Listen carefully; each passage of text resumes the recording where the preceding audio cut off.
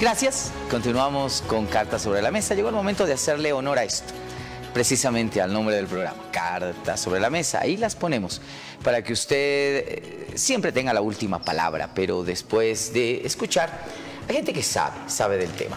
Habíamos pactado hace una semana o algo más el hecho de estar acá para, después de una agenda ya descontraída, después del 16 de julio, por supuesto, analizar con mucha seriedad, con datos, pero fundamentalmente con hechos, qué es lo que le ha dejado en realidad, en concreto al departamento, a la ciudad, los 214 años de la gesta libertaria, el festejo de la gesta libertaria.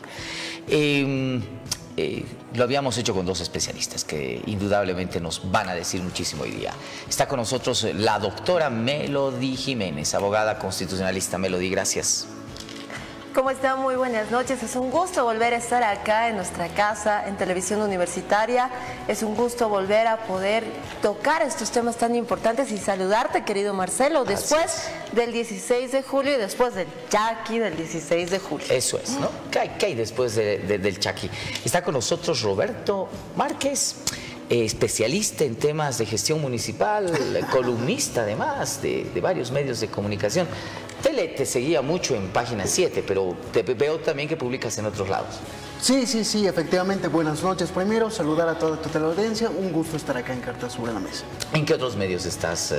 ANF, El Día de Santa Cruz, La Voz de Tarija, entre los medios que escriben. Claro que sí, ¿no? Hay para seguirlo a Roberto Márquez, que siempre tiene un punto de vista interesante. A ver, comencemos.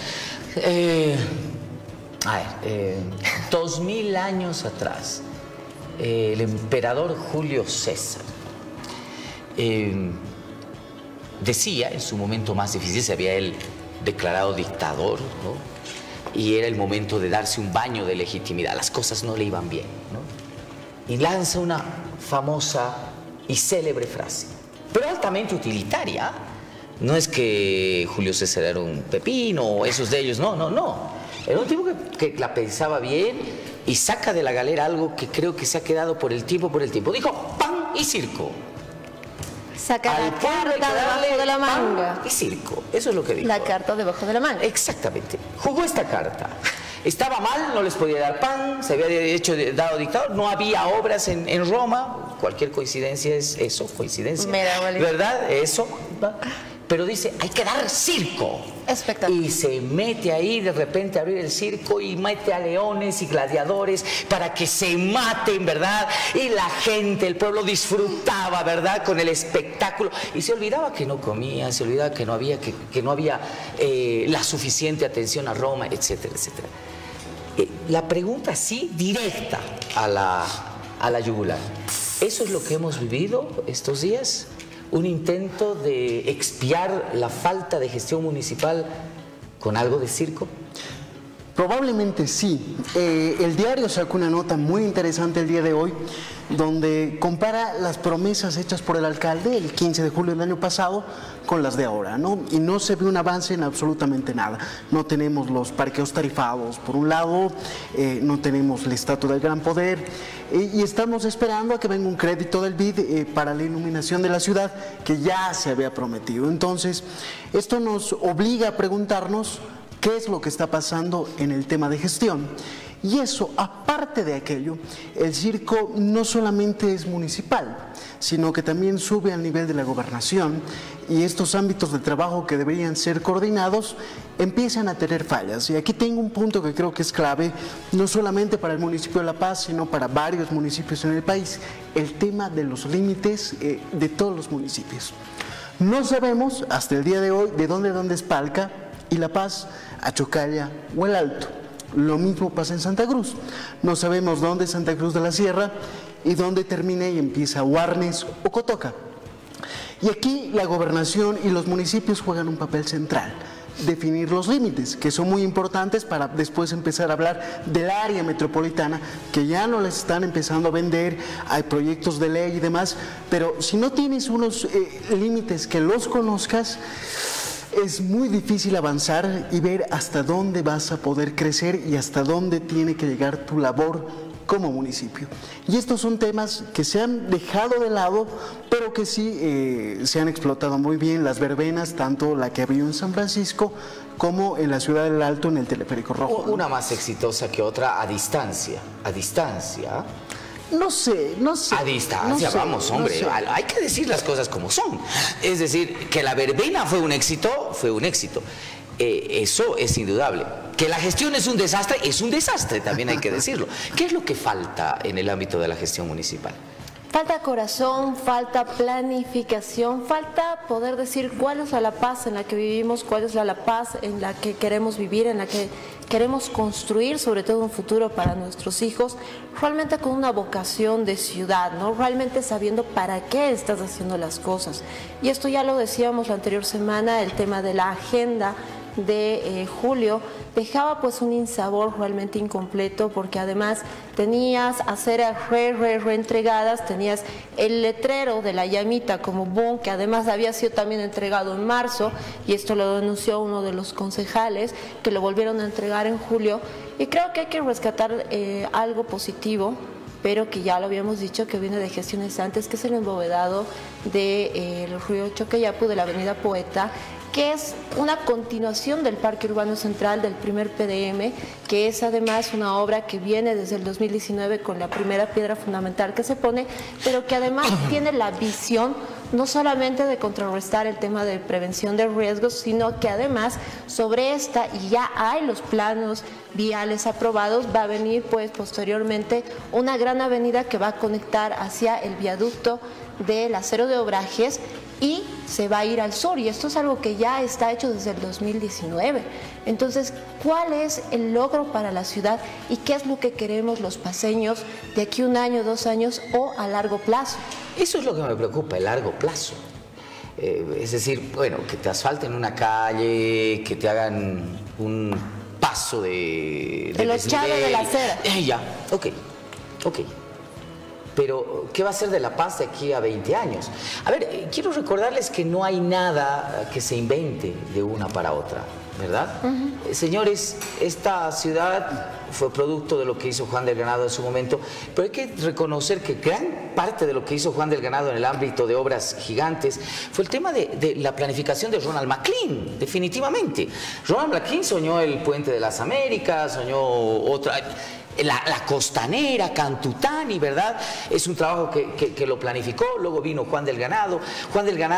Luis Revilla trató de seguir algo de Juan del Ganado, aunque tengo mis dudas sobre la efectividad en que lo hizo. Pero, ¿qué es lo que le podríamos continuar al Negro Arias? Esa es la pregunta. Bueno, independientemente de los problemas que tiene la ciudad, el hecho de la relación que hay el municipio con los gremiales y el conflicto que hubo antes de la verbena, que fue noticia más que la verbena, la previa.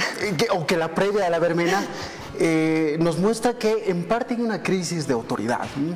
Y esta crisis de autoridad se ve a todo nivel. O sea, el organizar la ceremonia del 16 de julio entre el Estado Central, la Gobernación y el municipio han terminado en 3 sesiones de honor distintas, cada una yendo por su lado, pero al mismo tiempo, y lo que me parece preocupante, es que ninguna de las autoridades de ningún nivel del Estado... A ver, eso sí es correcto. Ninguna de las 3. De ningún nivel del Estado tenía una mínima idea de qué era el 16 de julio. Y lo hemos podido ver en televisión cuando algún periodista se acerca y preguntaba indiscretamente qué se celebra. Concejales, diputados y demás no sabían dónde estaban parados. Peor los muchachos de promoción de colegio que desfilaban, ¿no? Errando, algo que he escuchado, pero de varias autoridades. El primer grito libertario de América. No sé. Exactamente. No fue el primer grito libertario de América. El primero fue el 25 de mayo de 1809 en Sucre. Exactamente. Y ni eso. Mira, tengo unos datitos del profesor Pablo Michel, que todos los 16 de julio saca esto, ¿no? Para decir, ya pues, muchachos, cálmense, leamos un poquito y lean. Y veamos, y lo tengo aquí anotado, ¿no? ¿Qué fue el 16 de julio? Y creo que es importante, si nos están viendo las autoridades, profesores de colegio, estudiantes de promoción y público en general, 16 de julio no fue grito libertario, lo correcto es decir revolución liberadora. En La Paz no hubo grito, el grito fue en Dolores, México, en 1810. Lo ocurrido el 16 de julio de 1809 no fue solamente un levantamiento o una sonada, fue una revolución. Y Murillo no vivió en la actual calle Jaén. Su casa estaba ubicada en lo que conocemos hoy como la calle Tarija, casa que además le quitó su tía en un juicio. Entonces, estos datitos son muy importantes porque son parte de la esencia de los paseños. Ahora, ¿cuál es el gran problema educativo que tenemos desde colegio y que no nos explica muy bien y que incluso autoridades se equivocaron en alguna entrevista? Es que en América Latina celebramos estos actos libertarios de los patriotas más allá de la fundación de la ciudad o del departamento como tal, ¿no? El alcalde Arias decía que el gobernador tiene que encargarse de los actos el 20 de octubre. Y ahí cometió un gran error porque el 20 de octubre se funda la ciudad de La Paz. Nuestra Señora de la Paz. En 1548 vamos a cumplir como ciudad 475 años este 20 de octubre y algo que tenemos que considerar en todo el país es que las ciudades son preexistentes al Estado boliviano y eso es algo que olvidamos. El departamento se crea un 23 de enero de 1826 bajo decreto del mariscal Antonio José de Sucre. Estos datitos nuestras autoridades deberían de conocerlas porque si no sabemos de historia, no sabemos qué nos motiva para ver realmente cómo estamos, qué hemos hecho, cómo hemos avanzado y qué visión tenemos a futuro. ¿Para dónde vamos? Ese es el gran problema, ¿no? Aparte de una incertidumbre fatal en el ámbito de qué es lo que viene, ni siquiera nos damos la molestia de analizar o repasar históricamente. Pero bueno, volvamos del pasado hacia el futuro. ¿Qué le espera a La Paz o qué debería esperarle? Bueno, a La Paz debería esperarle una visión planificadora, una visión que te comprometa lo que es el desarrollo económico, el desarrollo social, bajo un entorno de desarrollo territorial, es decir, una La Paz ordenada, que es lo que hoy en día no tenemos. Es muy difícil ordenar la ciudad porque no es que el día de hoy vas a venir, vas a imponer, porque te va a pasar la previa de la verbena, ¿no? Vas a querer decir, ese sectorcito voy a estar, yo las voy a mover, las demás cosas, y no voy a coordinar ni a sociabilizar, y la ciudad se te va a volver un caos. Más caos el que ya tenemos ahora. Ojalá no tengamos que ser una ciudad que caiga en ser basurero urbano, porque también la contaminación se la visualiza no solamente con el tema de basura, sino con los enjambres de cables, con el exceso de publicidad, etcétera, etcétera, sino que tenemos que tener la visión de una ciudad ordenada, pero una ciudad además que vaya creciendo conforme a la normativa, conforme a la realidad del país, pero creo yo además de una forma sostenible y casada pues con lo que son los objetivos de desarrollo sostenible. Esta ciudad en algún momento tuvo una agenda, además, fue el primer municipio que desarrolló justamente la introducción de los objetivos de desarrollo sostenible en sus acciones cotidianas. Hoy en día es algo muy lejano a la planificación que tenemos, porque ni siquiera tenemos una planificación, no podemos verla, y como bien dicen ustedes, si no sabemos lo que mañana nos espera, peor pues vamos a estar viendo lo que a futuro queremos o cuál es la proyección de ciudad que tenemos a futuro. Sin ir lejos, por ejemplo, es bastante complejo que tus propias autoridades desconozcan las actividades mismas que tiene el municipio. Yo ayer estaba escuchando que el alcalde decía pues súper emocionado que había visto el plato paceño en vaso, cuando tiene escuelas gastronómicas que tienen varios acuerdos y que se dedican a exportar estos productos, ¿no? Yo siempre considero que la gran falencia del municipio de La Paz es desconocer al 90% de su espacio territorial, que es rural. Sí, señor. Municipio ¿Lo está de escuchando? Zapatori. ¿Lo está escuchando? Sí. Casi el 90% de la extensión territorial del municipio de La Paz. No estoy hablando de nada alrededor, ni de Mecapaca, ni de Palca, ni de Achocalla, no. De La Paz, es rural. Mecapaca. Palca. ¿Verdad? Perdón. Campaturi. Sí. Campaturi Songo. y Songo Los macrodistritos rurales conforman más del 80%, cerca del 90% de la extensión territorial de este municipio. Hay que muchos no lo saben y eso sí es grave, ¿no? Eso sí es grave. Rapidito, porque tengo 30 segundos para cada uno. ¿todavía estamos a tiempo de reconducir la gestión municipal, la gestión departamental? Yo creo que siempre hay tiempo, siempre y cuando se sepa lo que hay que hacer. Y tengo la manía de siempre volver a la historia, ¿no? Tenemos que entender que La Paz nace primero por ser una ruta comercial y tratar de zanjar un conflicto entre la gente de Pizarro y Almagro. Por otro lado, al ser ruta comercial, los paceños somos comerciantes, los aymaras y los quechuas son comerciantes.